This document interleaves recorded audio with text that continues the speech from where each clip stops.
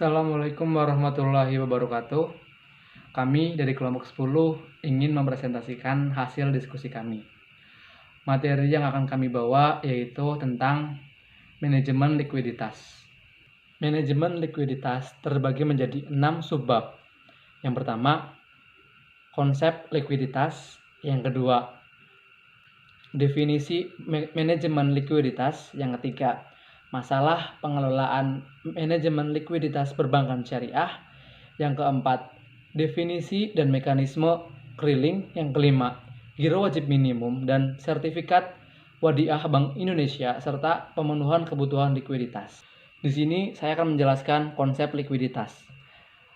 Likuiditas secara umum dapat diartikan kepemilikan sumber dana yang mewadahi untuk memenuhi seluruh kebutuhan kewajiban yang jatuh tempo. Atau secara mudah dapat kita artikan seperti ini ya. Kemampuan perusahaan dalam memenuhi seluruh kebutuhan yang ditagih, baik yang sudah diduga ataupun belum diduga. Selanjutnya, pengertian manajemen likuiditas. Apa sih itu manajemen likuiditas? Pada nggak tahu kan? Nah, saya akan jelaskan di sini. Jadi, manajemen likuiditas menurut Oliver G. Wood ialah manajemen likuiditas melibatkan perkiraan kebutuhan dan penyertaan kas secara terus-menerus, baik kebutuhan jangka pendek atau musiman atau jangka panjang. Dapat kita ambil kesimpulan seperti ini.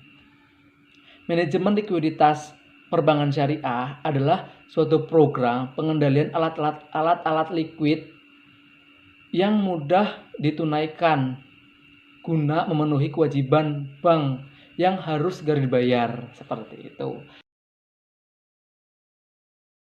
Selanjutnya yaitu ada masalah pengelolaan likuiditas di bank syariah.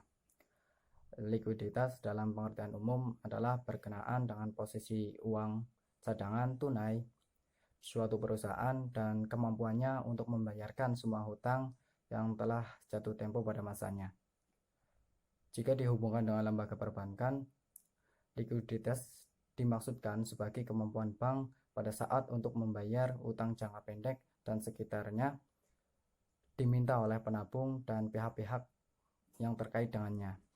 Oleh sebab itu, yang dimaksudkan dengan likuiditas di sini adalah kemampuan bank untuk mengubah aset menjadi uang tunai. Kemudian dalam pengelolaan dana, bank akan mengalami salah satu dari 3 hal, yaitu ada yang pertama ada posisi seimbang ataupun square, posisi lebih ataupun long, dan posisi kurang ataupun short. Yang pertama yaitu ada posisi seimbang, yaitu posisi di mana persediaan dana sama dengan keperluan dana yang tersedia. Kemudian posisi lebih ataupun long, yaitu posisi di mana persediaan lebih dari keperluan dana yang tersedia. Kemudian yang ketiga yaitu ada posisi kurang ataupun short, posisi di mana persediaan dana kurang dari keperluan. Dan apabila bank mengalami kelebihan likuiditas, maka hal ini dianggap sebagai keuntungan dari bank. Dan sebaliknya, jika terjadi kekurangan, maka bank memerlukan bantuan untuk menutupi kekurangan tersebut. Kemudian yaitu ada mekanisme pengelolaan likuiditas. Transaksi pembayaran dalam aktivitas perbankan dilakukan dengan mengikuti mekanisme clearing ataupun pengiraan dengan membebankan kepada giro bank yang terkait dengan Bank Indonesia ataupun BI. Apabila ketersediaan dana bank kurang dari giro wajib minimum ataupun GWM dalam pelaksanaannya, maka bank ataupun kantor cabang harus membayarnya. Bank syariah yang mengalami kekurangan dana boleh menerbitkan sertifikat investasi mudarobah antar bank syariah ataupun bank konvensional yang memiliki unit usaha syariah. Sedangkan untuk menjaga kestabilan moneter bagi bank-bank syariah melalui penerbitan sertifikat wadingah Bank Indonesia ataupun SWBI yang berdasarkan pada prinsip-prinsip wadingah ataupun titipan, atau saat ini diistilahkan dengan sertifikat Bank Indonesia ataupun SBI Syariah. Kemudian ada clearing. Clearing adalah suatu istilah dalam dunia perbankan maupun keuangan yang menunjukkan suatu aktivitas yang berjalan sejak saat terjadinya kesepakatan untuk suatu transaksi hingga selesainya pelaksanaan kesepakatan tersebut.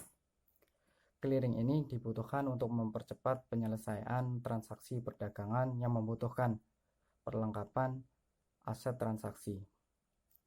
Clearing melibatkan manajemen dari pasca perdagangan, pra penyelesaian ekspor kredit untuk memastikan bahwa transaksi dagang terselesaikan sesuai dengan aturan pasar. Yang termasuk dalam proses clearing antara lain yaitu ada pelaporan ataupun pemantauan margin resiko, netting transaksi dagang menjadi posisi tunggal, penanganan perpajakan, dan penanganan kegagalan. Secara umum, clearing melibatkan lembaga keuangan yang memiliki permodalan yang kuat, yang dikenal dengan sebutan Mitra Pengimbang Sentral atau MPS, atau dengan istilah asingnya Central Counterparty. Nah, MPS ini menjadi pihak dalam setiap transaksi yang terjadi, baik sebagai penjual maupun sebagai pembeli. Dalam hal terjadinya kegagalan penyelesaian suatu transaksi, maka para pelaku pasar menanggung suatu resiko kredit yang distandarisasikan dari MPS. Giro pada bank sentral atau giro wajib minimum atau GWM merupakan kewajiban setiap bank untuk menitipkan dananya di Bank Indonesia. Berdasarkan ketentuan yang telah ditetapkan Bank Indonesia, maka besarnya GWM minimal 5% dari total dana pihak ketiga atau DPK untuk valuta rupiah, dan 3% dari dana pihak ketiga atau DPK untuk valuta asing, dengan ketentuan sebagai berikut. Pertama, bagi bank umum syariah yang memiliki rasio pembiayaan dalam rupiah terhadap DPK kurang dari 80. Dapat tambahan GWM sebagai berikut. 1. Memiliki DPK lebih dari 1 triliun sampai dengan 10 triliun, wajib memelihara GWM tambahan dalam rupiah sebesar 1% dari DPK dalam rupiah. 2. Yang memiliki DPK lebih dari 10 triliun sampai dengan 50 triliun, wajib memelihara GWM tambahan dalam rupiah sebesar 2% dari DPK dalam rupiah. 3. Yang memiliki DPK lebih dari 50 triliun wajib memelihara GWM tambahan dalam rupiah sebesar 3% dari DPK dalam rupiah. Sedangkan bagi yang memiliki rasio pembiayaan dalam rupiah terhadap DPK sebesar 80% atau lebih dan atau yang memiliki DPK dalam rupiah sampai dengan 1 triliun tidak dikenakan tambahan GWM. Sertifikat Wadiah Bank Indonesia atau SWBI.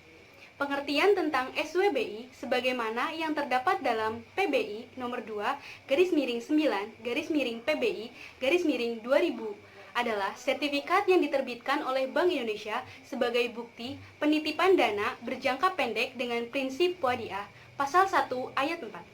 Sedangkan yang dimaksud dengan wadiah ialah perjanjian penitipan dana antara pemilik dana dengan pihak penerima titipan yang dipercayai untuk menjaga dana tersebut.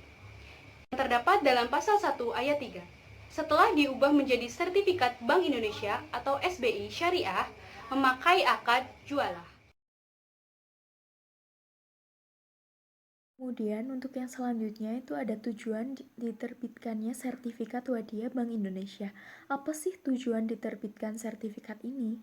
Tujuan diterbitkannya sertifikat ini yaitu sebagai instrumen kebijakan moneter untuk mengatasi kelebihan likuiditas pada bank yang beroperasi pada prinsip syariah.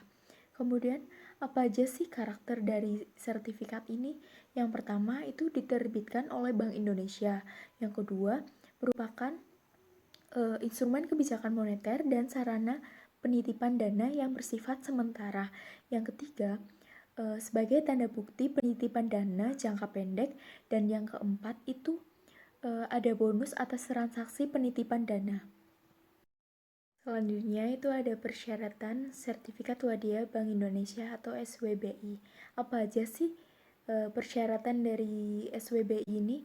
Yang pertama, Bank Indonesia sebagai bank sentral boleh menerbitkan instrumen moneter berdasarkan prinsip syariah yang dinamakan Sertifikat Wadiah Bank Indonesia atau SWBI yang dipergunakan oleh bank syariah untuk mengatasi kelebihan likuiditas. Kemudian yang kedua itu akad yang digunakan adalah akad wadiah.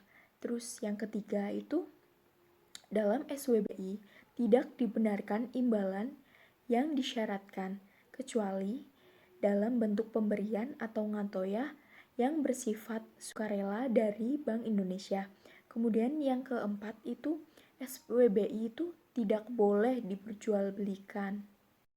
Untuk yang selanjutnya itu ada penentuan kebutuhan likuiditas bank syariah. Pada umumnya, kebutuhan likuiditas pada bank syariah itu ditentukan oleh beberapa faktor. Yang pertama, itu kewajiban reserve yang ditetapkan oleh bank sentral. Merupakan giro wajib minimum atau GWM yang merupakan ketentuan dari Bank Indonesia. GWM itu sendiri merupakan kewajiban reserve yang ditetapkan oleh Bank Indonesia sebesar persentase dari dana pihak ketiga atau DPK. Dan faktor yang kedua itu ada tipe dana yang ditarik oleh bank. Dilihat dari waktu penarikannya, pada bank syariah atau unit usaha syariah itu ada dua jenis.